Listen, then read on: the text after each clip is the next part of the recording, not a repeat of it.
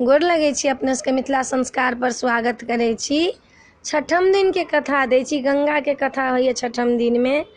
गंगा के कथा, गौरी के जन्म, कामदेव दहन, छठम दिन के कथा दै छी।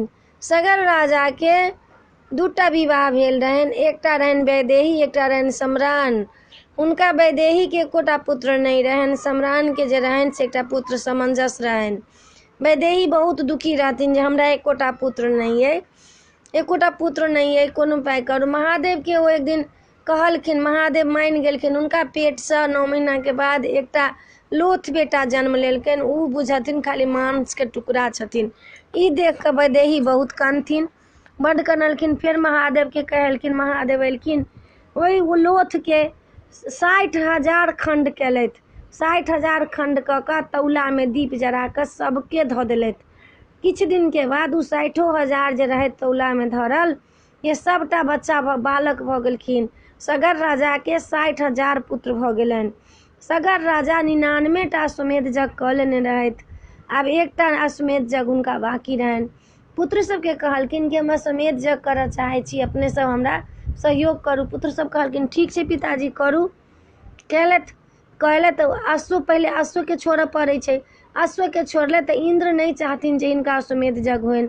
अश्व के छोड़ले तऽ इंद्र चोरा लेलखिन घोड़ा के। अब इनकर 60,000 पुत्र देखऽ लगलखिन जे कहाँ हमर अश्व गेल, कहाँ हमर अश्व गेल।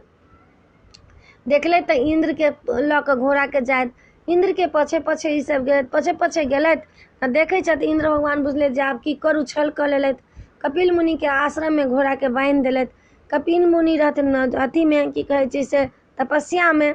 आ ई सब 60,000 पुत्र गेलखिन। कपिल मुनि के चोर चोर कहलखिन। कपिल मुनि के आँखि खुलि गेलनि। कुर दृष्टि जे रहनि से 60,000 पर पड़ि गेलनि। 60,000 जब भस्म भऽ गेलनि जरि कऽ कपिल मुनि के आश्रम में। आब तऽ हुनकर सबके अकाल मृत्यु भऽ गेलनि। आब कोनो उपाय हैत। ई बात सगर राजा सुनलथि। सगर राजा सेहो मरि गेलथि। सगर राजा के पुत्र रहथि असमंजस, सेहो मरि गेलथि। ओहो कहलखिन, लोक सब कहलखिन जतेक सब मुनि सब रहथिन से सब बैस कऽ केलथि, बैस कऽ सब अपना में मंथन केलथि जे गंगा जहन चलि अयथिन धरती पर, हिनकर जे छाउर छनि 60,000 के से दहि जेतनि, तखन जाकऽ से हिनकर सबके मृत्यु जे हेतनि से मुक्ति भेटतनि। असमंजस के कहलखिन, हम असमंजस कतेक दिन तपस्या केलथि, नहीं एलथि गंगा। हुनकर असमंजस के पुत्र जे रहथिन से दिलीप रहथिन। दिलीपो बहुत दिन तपस्या केलथि, नहीं एलथि गंगा। फिर दिलीप के पुत्र रहथिन सुमेतु। सुमेतु बहुत दिन तपस्या केलथि, नहीं एलखिन गंगा। तकर बाद हुनकर पुत्र सुमेतु के पुत्र भेलखिन भागीरथी। भागीरथ जे रहथिन से बच्चे से रहथिन बहुत होशियार, बहुत गुणवान, बहुत बुद्धिमान। लोक हुनका कहलकनि जे तोहर पुरखा सब अहिना अकाल मृत्यु मरलौआ, से ओकरा गंगा जाबे नहीं धरती पे लेभी ताबे तोरा सबके कल्याण नहीं है। तो कहलखिन ठीक छै। गेलथि विष्णु भगवान के तपस्या, खूब तपस्या केलथि, घोर तपस्या केलथि। विष्णु भगवान गंगा देव वाला तैयार हो गेलखिन। अपना कमंडल में से गंगा निकाललखिन, गौमुख से गंगा निकाललखिन, वैकुंठ से गंगा आयलनि। गंगा के एते लहर रहनि जे धरती पर नहीं, रसातल धरती चलि गेलथि। महादेव बाबा की केलखिन, हुनका अपना जटा में समेट लेलथि। जटा में समेट कऽ आब गंगा हिमालय पर जटा में समेट ले। आब हुनका भागीरथ लेल बड मुश्किल भऽ गेल। फिर महादेव के प्रसन्न केलथि। महादेव देलखिन हुनका गंगा जटा में से एक धारा गंगा देलखिन। ओहिठाम जैठाम गंगा देलखिन तैठाम जाह्नवी मुनि के आश्रम रहनि। जाह्नवी मुनि के आश्रम दहा लगलनि। गंगा के की केलखिन, एके बेर में जाह्नवी मुनि पीब गेलखिन। आब भागीरथ बड समंजस में पड़ि गेल। बाप रे, कोन उपाय करू, गंगा के तऽ आब पी लेलथि, हम कथी करू। की केलथि, भागीरथ के साहस नहीं हटनि। ओहिठाम बैस कऽ भागीरथ तपस्या करऽ लगलथि। तपस्या बहुत दिन केलथि तऽ कहलखिन जाह्नवी मुनि, गंगा हम एहि शर्त पर देब जे आइ से गंगा हमर बेटी के हेती जाह्नवी गंगा। कहलखिन ठीक छै। गंगा कहलखिन, चललनि गंगा आगा आगा, भागीरथ पछा पछा गंगा। कपिल मुनि के आश्रम जाइ छै। तू कहाँ पड़ै छै से पता है? कलकत्ता, महाराष्ट्र में, बंगाल में पड़ैया। जहाँ जे कहै छी गंगा सागर, तऽ गंगा ओहिठमन गेल छै जे सगर के सबटा पुत्र रहनि, तैला हुनका दहेलखिन तऽ हुनकर गंगा सागर नाम पड़ल। सगर पुत्र के पूरा के मुक्ति देलखिन, तैला हुनकर गंगा सागर नाम पड़ल। सागर पुत्री सेहो कहाइ छथिन गंगा, गंगा सागर, उहे गंगा सागर है। आगा आगा भागीरथ चलत, पछा पछा गंगा चलत। लोग सबके कहथिन बनिया बंकाल के, हटू हटू बनिया, आबै छै तऽ गंगा। तऽ कहै छै छोटी मोटी भागीरथके छितनी कपार सेहो लबै छथि गंगा जी के धार।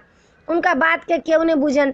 फिर भागीरथ आगा बढ़थिन, कहथिन हटू हटू गंग बनिया बकाल, हमरा अबै छथि गंगा जी के धार। तऽ सब कहन छोटी मोटी भागीरथ के छितनी कपार सेहो लबै छथि सुरसर धार। तैयो अपन जे हटलथि नहीं आयल तऽ दहाबैत सप्तरि कोरैत चलि गेलथि कपिल मुनि के आश्रम लग में। जतेक रहन हुनकर छाउर से सब दहा देलखिन। भागीरथ के नाम भेल, जस भेल। गंगा जे छै ने ओहि दिनसँ भागीरथी गंगा सेहो कहाइ छथि, सगर गंगा सेहो कहाइ छथि, जाह्नवी गंगा सेहो कहाइ छथि। सब जगह जहाँ जहाँ गेलखिन, हिमालय में गेलखिन, हिमालय उत्तर प्रदेश में गेलखिन, जहाँ जहाँ गेलखिन तहाँ तहाँ सब गंगा के नाम से हुनकर प्रचलित छनि। गंगा माता कहै छै मानो तो नहीं तो गंगा न तो बहता पानी। गंगा जे छथिन से अखनो कलयुग में गंगा, गाय, महाभारत, भागवत ई सब जे छै से सत्य छै। गीता इहो सब कलयुग में अखन सत्य छै। गंगा, गाय, गीता, भागवत ई सब जे पुराण सब जे छै, गरुड़ पुराण ई सब सत्य छै। ई सब अखनो असत्य नहीं छै। तुलसी ई सब सत्य छै अखनो कलयुग में। ई सब असत्य नहीं छै, ई सब हकीकत, ई सब सत्य छै। ई कहती गंगा के कथा छला, भागीरथी गंगा, भागीरथ के कथा छला। अपने सबके ई गंगा के कथा नीक लागत, ई भागीरथी गंगा नीक लागत तऽ हमरा चैनल के सब्सक्राइब करऽ नहीं बिसरबै। जरूर सब्सक्राइब करबै आ जरूर लाइक करबै। जय मिथिला, जय माता जी।